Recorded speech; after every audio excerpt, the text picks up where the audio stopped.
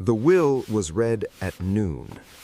By 11:30, every person of consequence in the county had arranged themselves in the drawing room of Ashfeld Park with the careful, composed attention of people who believed they already knew what was about to happen. They were wrong, all of them, including the girl on her knees in the corridor outside, scrubbing the baseboard with a brush that had lost half its bristles, who had been told to finish the east corridor before the guests arrived and had not quite managed it. She was still there when Mr. Fossey, the solicitor, cleared his throat. She was still there when he opened the leather case. She was still there when he read the first name on the document. And she was still there, brush in hand, when the room went so completely silent that she could hear her own heartbeat in the moment before her legs stopped working entirely. Her name. He had read her name. Before we go any further, welcome to the Duke Obsession. Every week, we bring you a story built for exactly this moment, the moment the world stops making the sense it used to make. Subscribe right now and turn on notifications. You will not want to miss what comes next. Now, back to the corridor. Nell Crane had scrubbed the floors of Ashfeld Park for 3 years, 2 months, and 11 days. She knew the number not from sentiment, but for necessity.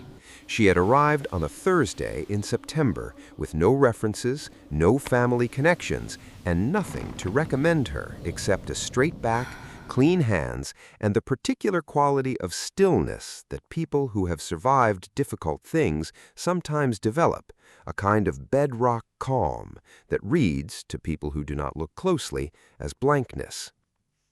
People at Ashfeld Park had not looked closely. This was not cruelty. It was simply the nature of great houses. The staff below stairs were the machinery of the place, essential and invisible in equal measure, noticed only when something went wrong. Nell had made certain nothing went wrong. She arrived before the other maids. She finished after them.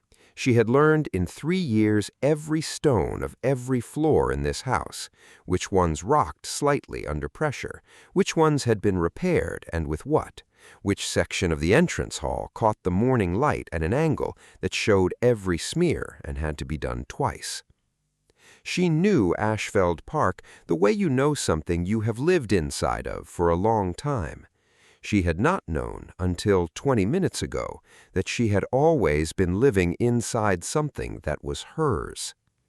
She was 24 years old. Her mother, Iris Crane, had died 6 years ago in the village of Caldwick, 2 miles from the gates of Ashfeld Park, in a cottage that smelled of lavender and old wood and the particular economy of a woman who had arranged her life to require as little from a world that had already taken too much.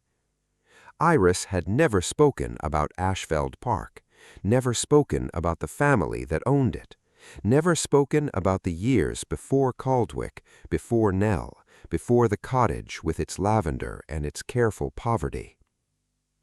She had spoken of one thing only in the last weeks of her life, when the illness had taken enough of her guard that the things she had spent years not saying began to surface.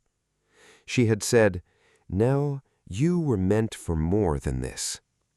Nell had held her hand and said, "I know, Mama." She had not known. She had assumed it was the kind of thing mothers said, the particular generosity of a woman who wanted her child to believe the world held more than it had offered so far. She had been wrong about that. She had been wrong almost about everything. Ashfeld Park was the ancestral seat of the Ashfeld family, which had held the land and the title for 200 years, with the particular combination of careful management and fortunate marriages that kept great estates intact cross generations. The current duke, the 6th, was named Edmund Ashfeld. He was 32, dark-haired, with the kind of face that had been composed into stillness so long it had become his natural expression. He ran the estate with the precise, unhurried attention of a man who understood that the land was not a possession, but a trust. Responsibility, and who had inherited, along with the title, a collection of tenants and staff and dependencies that he took seriously in a way that the county found admirable and occasionally excessive. He had never married. He had, as far as anyone on the staff knew, never come close to marrying, though Mrs. Peel, the housekeeper, had been heard to say, once in the kitchen, that there were things about his grace that people did not understand because they were not paying the right kind of attention. Nobody had asked her what she meant. Nell had been present when she said it.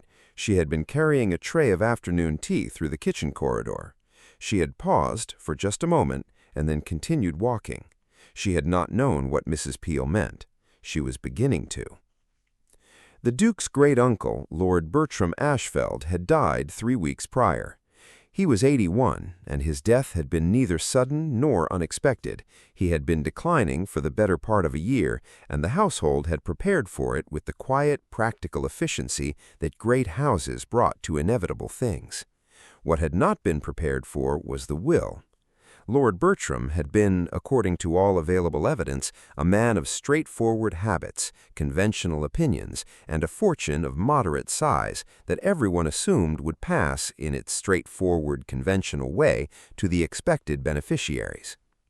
Mr. Fossey, his solicitor, had arrived from London the previous afternoon with a leather case and an expression that Mrs. Peel had described to Cook as the face of a man carrying something heavier than its size suggests. The drawing-room had been prepared for the reading, chairs arranged, tea provided, the principal beneficiaries assembled. Lord Bertram's nephew, Gerald Ashfeld, who had been expecting to inherit the majority of the fortune, and his wife Cora, who had been planning what she would do with it since approximately the moment Lord Bertram's health had begun to fail. Gerald Ashfeld was 45, red-faced, with the manner of a man who had been waiting his turn for a long time and felt that the waiting itself constituted a kind of claim. His wife Cora was 42, thin-featured, with eyes that moved through rooms tallying their contents with the automatic efficiency of a woman who had spent her entire adult life calculating what things were worth. They had arrived the previous evening and had spent the hours since making small proprietary remarks about the furnishings. The Duke was present also, as he was required to be. He sat near the window, slightly apart from the assembled family, with the settled, watchful patience of a man who was waiting for something specific rather than for the general proceedings. Nell had been told to finish the east corridor before the guests arrived. She had not finished in time. She was still on her knees when Mr. Fossey opened the case. Mr. Fossey said, "I, Bertram Charles Ashfeld, being of sound mind and full legal capacity, do hereby make the following declaration before the disposition of the remainder of my estate." He said, 25 years ago, my brother William Ashfeld, father of the present Duke, made an arrangement of which I was the only other witness.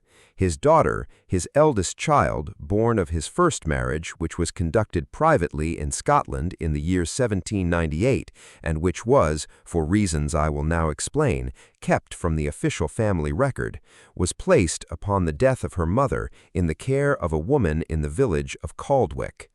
The room was very quiet. Nell in the corridor had set down her brush. Her full name at birth was Eleanor Margaret Ashfeld. She was called Nell. She will be, at the time of this reading, approximately 24 of age. She will, in all probability, be unaware of her own identity, as the arrangement was designed specifically to ensure she could not be found by the parties who wished her harm, and I will explain those parties presently. In the corridor, Nell's hand went to the wall. She was not certain her legs were going to continue doing their job. Mr. Fossey continued, "The remainder of my personal estate, in its entirety, I leave to Eleanor Margaret Ashfeld, called Nell, in recognition of what was taken from her and in partial restitution of the same. I ask her to forgive an old man who knew the truth for 25 years and was not brave enough to speak it sooner. The documents establishing her identity, her parentage, and the circumstances of her placement in Caldwick are enclosed with this will and have been independently verified by my solicitor." He set the document down. He said, "Is there a member of staff named Nell Crane present in the house today?" In the drawing room, Gerald Ashfeld had gone the color of old plaster. His wife Cora had gone very still, in the way that certain people go still when they are calculating rapidly and have not yet reached a conclusion. The Duke had not moved at all. Mrs. Peel, who had been standing near the drawing-room door in the capacity of senior household staff, opened it. She walked to the east corridor. She found Nell sitting on the floor with her back against the wall and her scrubbing brush in her lap and her eyes fixed in the middle distance with the expression of someone whose internal architecture has just been comprehensively rearranged. Mrs. Peel crouched beside her. She said quietly, "Can you stand?" Nell said, "I am not entirely sure." Mrs. Peel said, "Take a moment."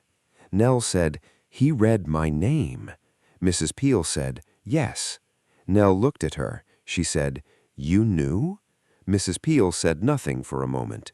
Then she said, "I have worked in this house for 27 years. I was here when your mother left. I was here when Lord Bertram made his arrangements. And I have been here for 3 years watching you scrub these floors, and I have wanted every single morning to tell you." Nell said, "Why did you not?" Mrs. Peel said, "Because Lord Bertram asked me to wait. He believed the will was the right place, the right moment. He wanted witnesses." She offered her hand. She said, "Can you stand now?" Nell took her hand. She stood. Her legs held. The drawing room was exactly as she had left it every morning for 3 years. The same curtains she had beaten the dust from in spring, the same carpet she had pressed her knees into more times than she could count, the same fireplace she had laid and lit through 3 winters. The people in it were different from how she had always seen them. Gerald Ashfeld looked at her with the expression of a man watching his expectations collapse in real time. His wife Cora looked at her with the cold, rapid assessment of a woman deciding how to respond to a situation she had not prepared for. Mr. Fossey looked at her with the professional neutrality of a man who had delivered surprising wills before and had learned not to become involved in the emotional aftermath. The Duke looked at her the way he had always looked at her, directly, with the full, quiet attention of a man who was not surprised. He had not moved from his chair by the window. She crossed the room and stood before him. She said, "You knew?" He said, "Yes." She said, "How long?" He said, "Since the morning you arrived." He said it without flinching. "I recognized your mother's face. You have it exactly. I had seen her once as a child before the arrangement." He paused. "I told my great-uncle you were here within the week." She said, "And then?" He said, "And then Lord Bertram asked me to wait. He wanted to be certain the will was complete and properly witnessed before anything was said. He believed that telling you privately, without legal documentation, without the formal establishment of your identity, left you vulnerable to exactly the kind of challenge that Gerald will now attempt." He said it without looking at Gerald, which somehow made it worse for Gerald. She said, 3 years. You let me scrub these floors for 3 years." He said, "Yes." His voice did not waver. "I let you work in your own house because an old man believed that the legal protection of your identity mattered more than the comfort of your knowing it. I agreed with his reasoning. I am not certain I still do." He said, "I am sorry, Nell." He used her name the way people use names when they have been thinking them for a long time without being able to say them. "I should have found a way to tell you sooner. The fact that I had reasons does not mean the choice was right." The room waited. Nell looked at him for a long moment. She said, "I scrubbed the floor of this room this morning." He said, "I know." She said, "I was on my knees in that corridor when he read my name." He said, "I know that too." She said, "You could have told me." He said, "Yes, I could have, and I chose my great-uncle's careful plan over your right to know your own name, and that is something I will have to account for, whether you decide to forgive it or not." He paused. "I hope you decide to forgive it. I am not asking you to decide now." Gerald Ashfeld made his position clear within the hour. He approached Mr. Fossé in the library, with his wife beside him and his solicitor, who had been sent for by urgent messenger before the ink on the will was cold, on the way from London. He said, "The claim is fraudulent. The girl is a servant. She has been a servant in this house for 3 years, and no one in 3 years has ever suggested she was anything other than that." Mr. Fossé said, "The documents establishing Miss Ashfeld's identity have been independently verified by 2 firms in London and by the estate's own legal counsel. The Scottish marriage record has been confirmed. The birth record has been confirmed. The arrangement made by the late Lord William Ashfeld regarding the placement of his daughter has been confirmed by 3 surviving witnesses, of whom Lord Bertram was the last." Gerald said, "Witnesses can be mistaken, documents can be forged." Mr. Fossé said, "They can. The courts will weigh the evidence if you choose to challenge. I would advise you, as a matter of professional courtesy, to review the documentation before deciding." Gerald's solicitor arrived the following morning and reviewed the documentation for 4 hours. He came to Gerald at tea and said, "The documentation is comprehensive. The marriage record is genuine. The birth record is genuine. The arrangement made by the late Lord William Ashfeld regarding the placement of his daughter has been confirmed by 3 surviving witnesses, of whom Lord Bertram was the last." He paused. He said, "I cannot recommend a challenge." Cora said, "There must be something." The solicitor said, "There is not." He looked uncomfortable. The old lord was meticulous. Whatever else he was meticulous. Gerald sat in the chair that was not his chair, in the library that was not his library, and looked at the fire that Nell had laid that morning, and said nothing for a very long time. Then he said, "She was a housemaid, 3 years scrubbing floors. Whatever she is on paper, she has no understanding of an estate of this size, no education in its management, no—" The Duke's voice came from the doorway. He said, "She has been managing a household for 3 years.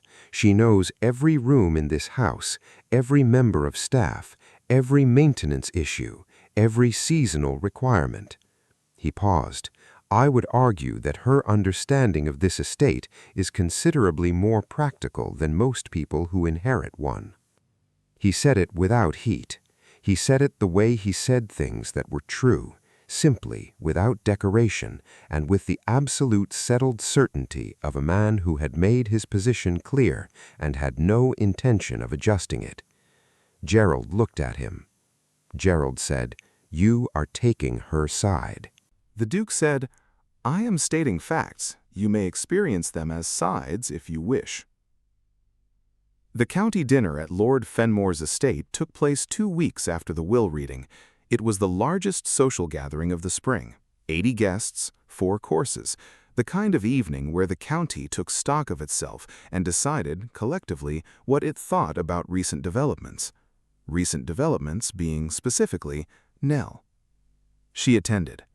She had spent the 2 weeks since the will reading doing what she had always done, learning things. She had sat with Mr. Fossé for 4 hours going through the documents. She had read her parents' marriage record 3 times.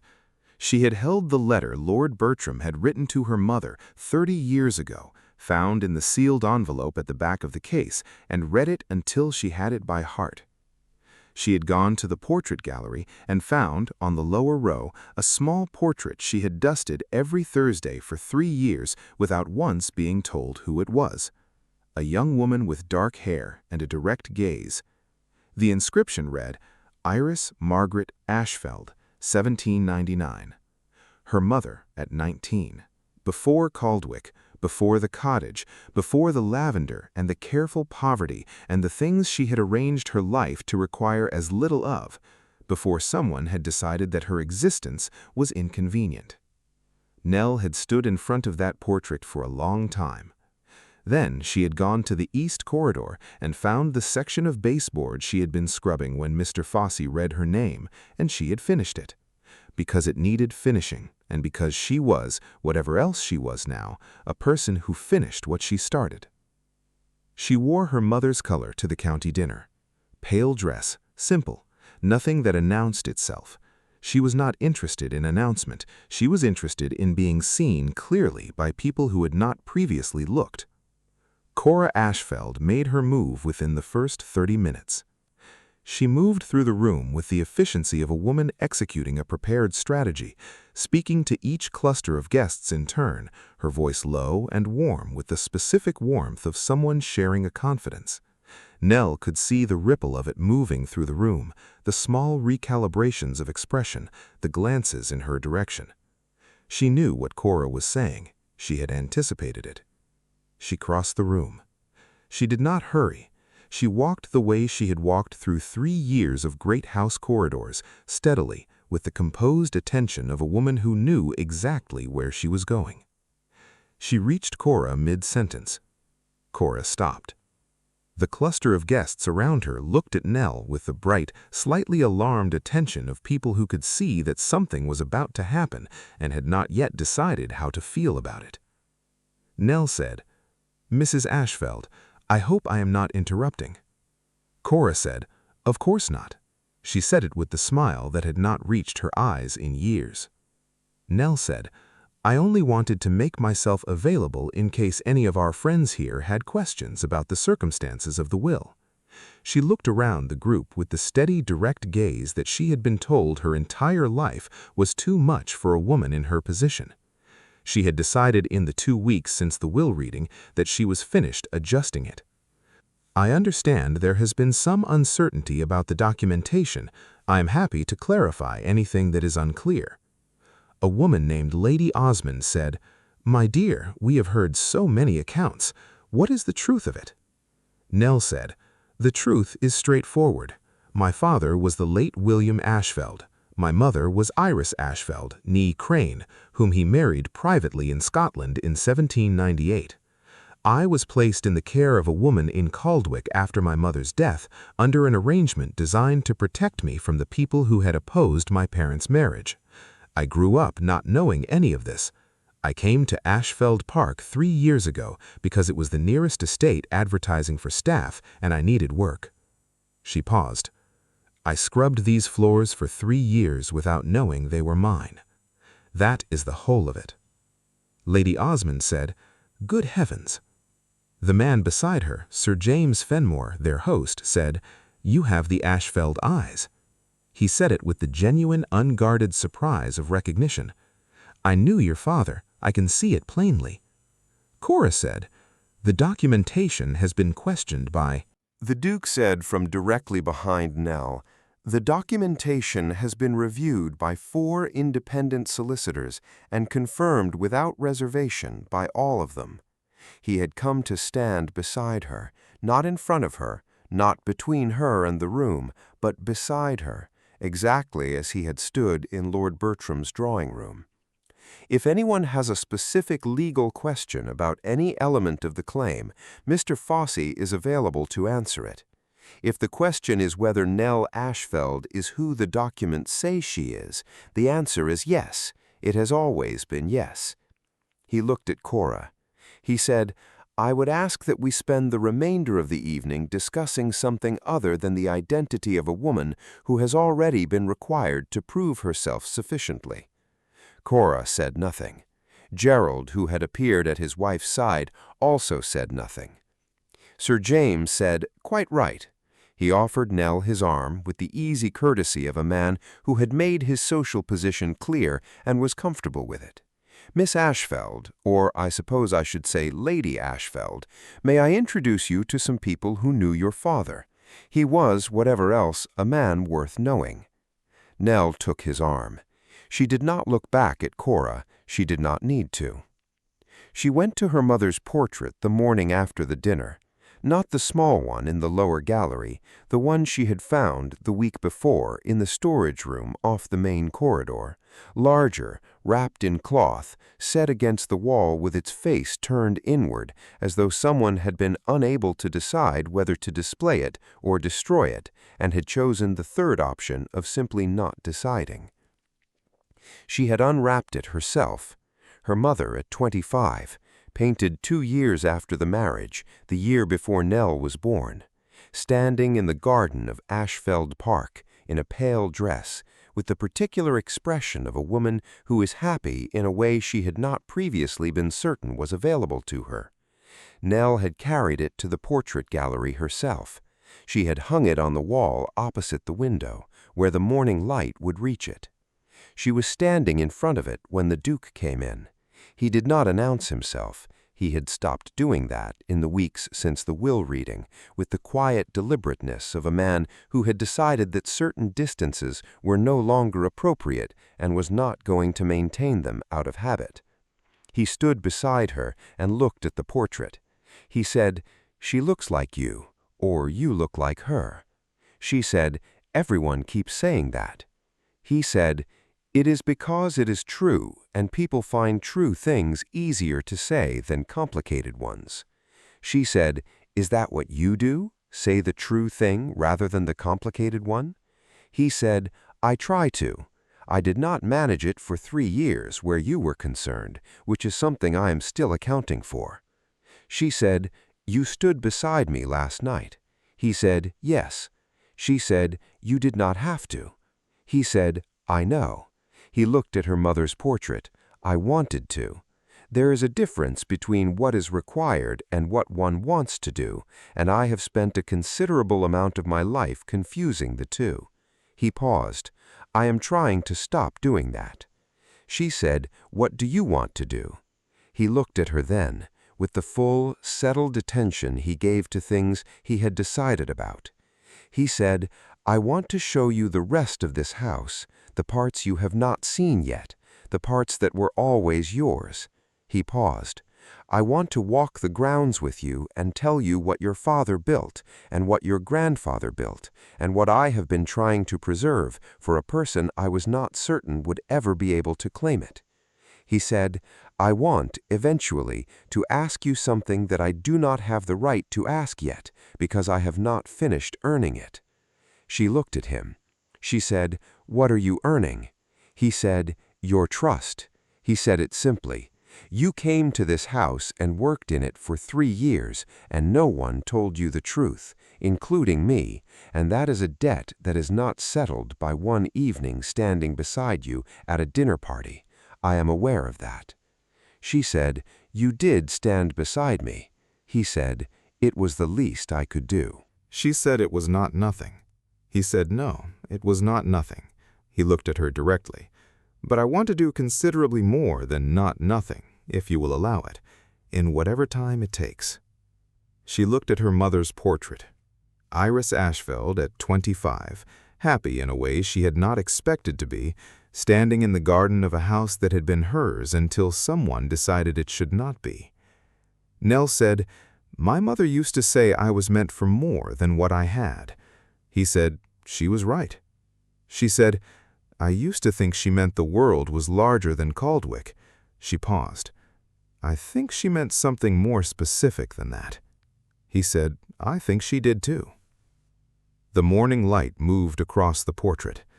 Iris Ashfeld looked out from her canvas at a daughter she had never been able to tell the truth to, in a house she had been removed from, in a county that had forgotten she existed. She was in the right room now. So was Nell. The legal challenge Gerald Ashfeld filed was dismissed 3 months later. Mr. Fossey had, with the particular thoroughness of a man who had prepared for this possibility, assembled documentation that left the court no meaningful alternative. The marriage record, the birth record, the placement arrangement, the testimony of the two surviving witnesses to Lord William's private marriage, the letter Lord Bertram had written 25 years ago, sealed and notarized, describing the full circumstances of Nell's placement in Caldwick and the reasons for it. Gerald left Ashfeld Park the week after the dismissal and did not return. Cora sent a letter that was 3 pages long and contained, Nell noted, not a single sentence that acknowledged wrongdoing without immediately qualifying it into near non-existence. She put it in the drawer of the writing desk and did not respond. Mrs. Peel stayed. She had never considered leaving. The staff, once the county had settled on its verdict, which was broadly that Nell Ashfeld was exactly who she said she was, and that the Ashfeld family had a great deal to answer for, and had largely answered for it through the will, returned to the particular comfortable competence of people who had always done their work well, and now had a mistress who understood what that work cost. Nell understood what it cost because she had done it. She learned the estate with the same methodical attention she had brought to every floor she had ever scrubbed, going through accounts, walking fields, sitting with tenants, learning the names and circumstances and needs of every family on the land in a way that the county initially found surprising and eventually found simply characteristic. Of course she would do it that way. She had always been that kind of person. The Duke was there for most of it. Not directing, she had not asked him to direct and would not have accepted it gracefully if he had tried, but present, available. The particular steady presence of a man who had decided where he was going to be and intended to stay there. He had been right that he had something to earn. He had been right that it would take time. He had been patient in a way that cost him something. She could see that in the careful restraint of a man who wanted to move faster than he had given himself permission to. And she had found in that patience something she had not found in the title or the house or the legal confirmation of her own name. Something she trusted. On a Tuesday in October, walking the south fields in the particular gold of a Wiltshire autumn, he asked her the question he had told her he was not ready to ask yet. She had known it was coming. She had been watching him decide for 3 weeks. She said yes before he finished asking. He looked at her.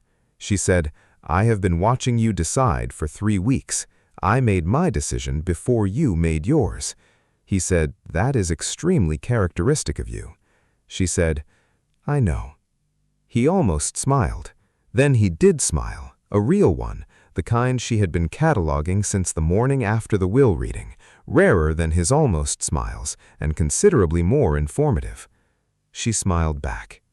The south fields stretched around them in the October light, gold and open, the kind of landscape that looked exactly like what it was, land that had been cared for by the people who loved it, generation after generation, without anyone asking for thanks. Nell Crane had scrubbed the floors of Ashfeld Park for 3 years. She had laid the fires and pressed the linens and carried the coal and polished the silver and beaten the dust from the curtains of every room in a house that had been waiting through all of it for her to know what it was. She had been on her knees in the East Corridor when a solicitor read her name aloud in a room full of people who had arranged themselves around the certainty of a story that turned out to be wrong. Her legs had given out. She had sat on the floor with a scrubbing brush in her lap and felt the architecture of everything she believed about herself quietly, completely rearrange. And then Mrs. Peel had offered her hand, and she had stood up. Some things are worth getting off your knees for. Nell Ashfeld had spent 3 years on hers. She was finished now.